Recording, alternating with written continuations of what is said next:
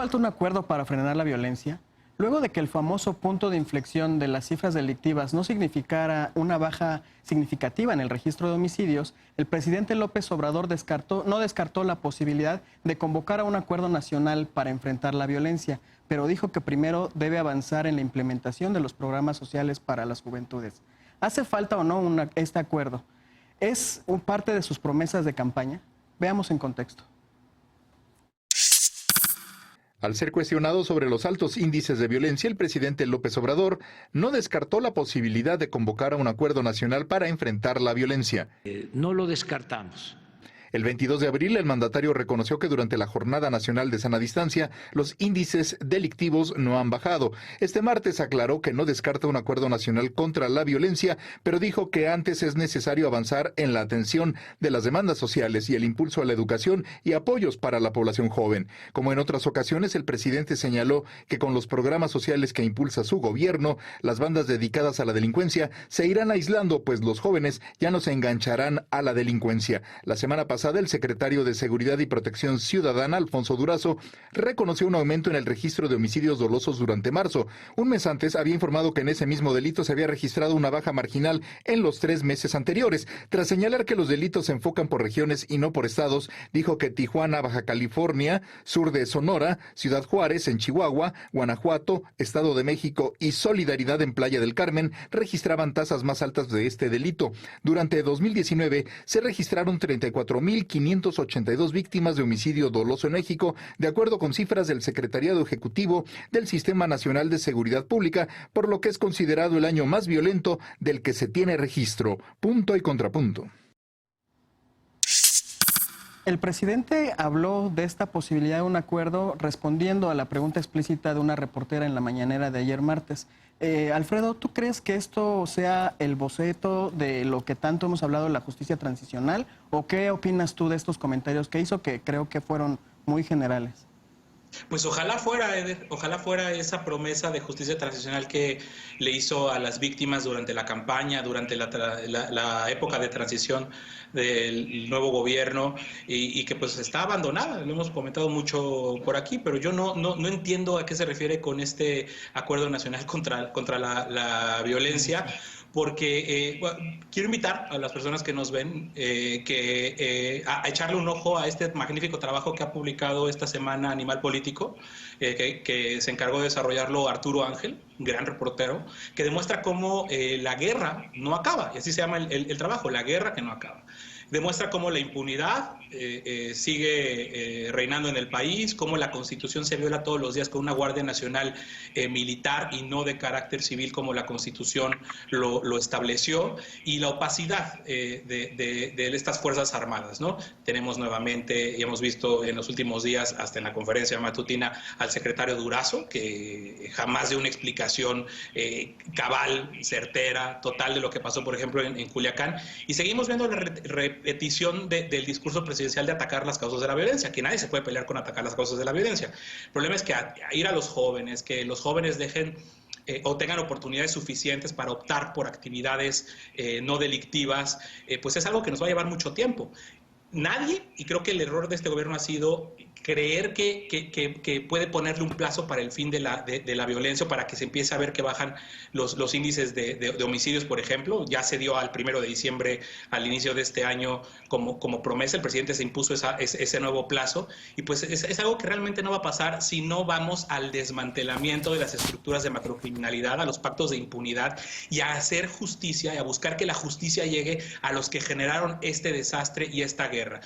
Regresando a lo que decías al inicio, justicia transicional. Estos mecanismos extraordinarios que garanticen la justicia, la verdad, la reparación y las garantías de no repetición a través de mecanismos como la creación de un mecanismo internacional contra la impunidad con ayuda de la ONU. Sin eso, sin atender a las víctimas, que por cierto le están pasando los familiares de las víctimas muy mal en la pandemia, abandonados por los gobiernos, no nada más el federal, sino los de los estados, que pues tienen una chamba doble, muchos de ellos buscando un problema doble, buscando a sus familiares, mientras la medida nacional máxima es que nos quedemos en casa. Lisa, ¿tú qué elementos crees que debería contener un acuerdo de este tipo del que ayer esbozó el presidente?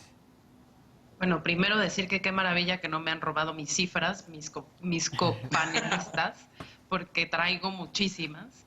Y segundo, decir, respondiendo directamente a tu pregunta, yo creo que quien lo esbozó de manera muy pedagógica la semana pasada fue Catalina Pérez Correa en su columna de un diario de circulación nacional, en donde ella decía, así como entendemos todos los días la dinámica de la pandemia con el modelo que nos presenta el subsecretario Hugo López-Gatell, así deberíamos poder presentar las dinámicas y variaciones y los distintos fenómenos de violencia letal que se están dando en México.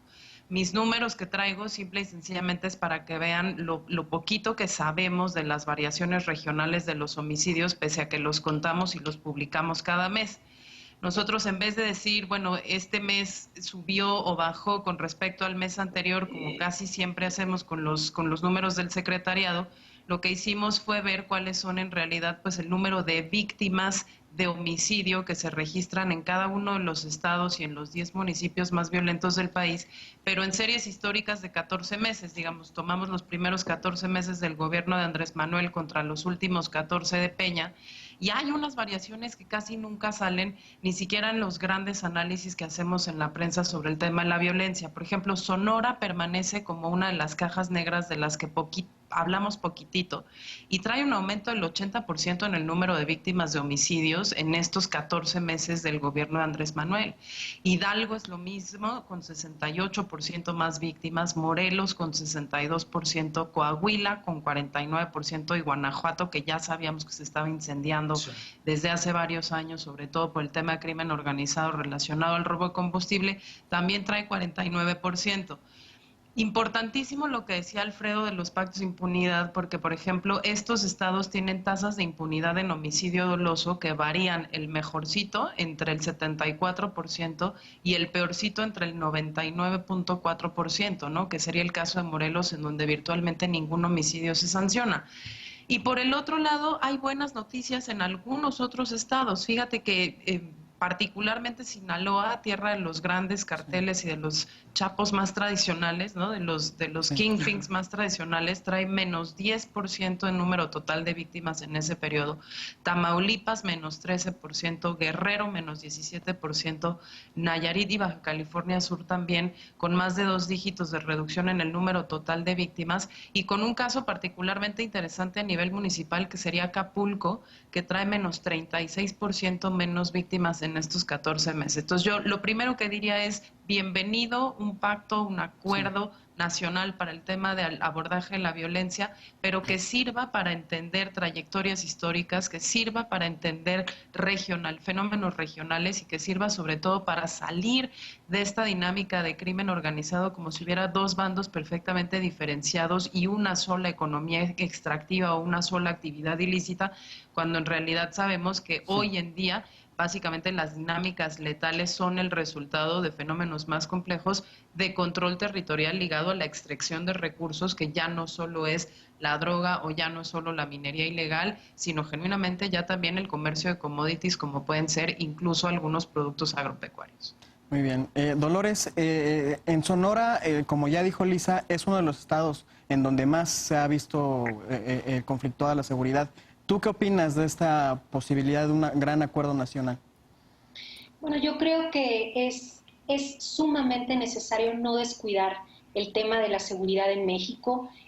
No podemos cantar victoria de ninguna manera, y no se puede en este momento afirmar que se ha hecho absolutamente todo en este tema, porque es el tema quizá más sentido para la población, y lo digo como una persona originaria de Sonora y del norte del país. Cada región tiene efectivamente, como bien dice la compañera Lisa Sánchez, una problemática, una perspectiva muy particular, incluso si nos vamos a los municipios. Aquí los municipios juegan una parte importante, y no nada más es la cuestión de los homicidios, sino también de los feminicidios y la cuestión de quizá incremento de la violencia precisamente a raíz de la contingencia y del encierro que hay en las poblaciones, ¿no? Entonces yo creo que es sumamente necesario que el gobierno, obviamente, en coordinación con las demás instancias y autoridades, por supuesto, emprendan este tipo de acciones. Y yo lo llevaría tal vez, y esta es mi opinión desde el punto de vista social, es muy interesante y reconozco la labor de nuestros compañeros panelistas, compañero y compañera panelistas, quienes por supuesto saben mucho más del tema. No solo es la parte cuantitativa, sino la cualitativa. Cómo socialmente empujamos a las juventudes a salir de la delincuencia, que deje de ser una opción. Y eso nos lleva indiscutiblemente nuevamente al tema de la educación pública, sí, nos lleva indiscutiblemente al tema de enfrentar la desigualdad social. Justamente, pues, convergen mis puntos con lo que acaba de mencionar pues, en el bloque pasado.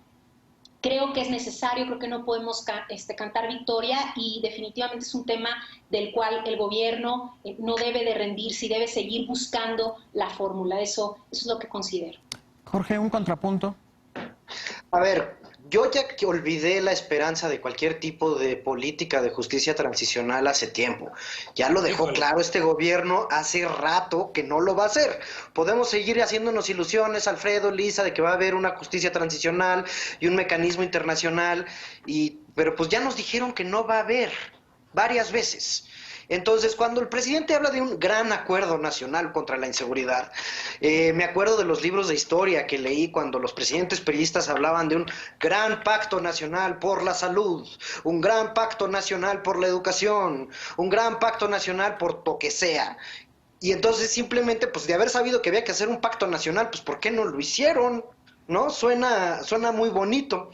Ahora, lo que dice Dolores es totalmente cierto, y es la parte que a mí a mediano plazo más me preocupa de lo que estamos viviendo hoy en día.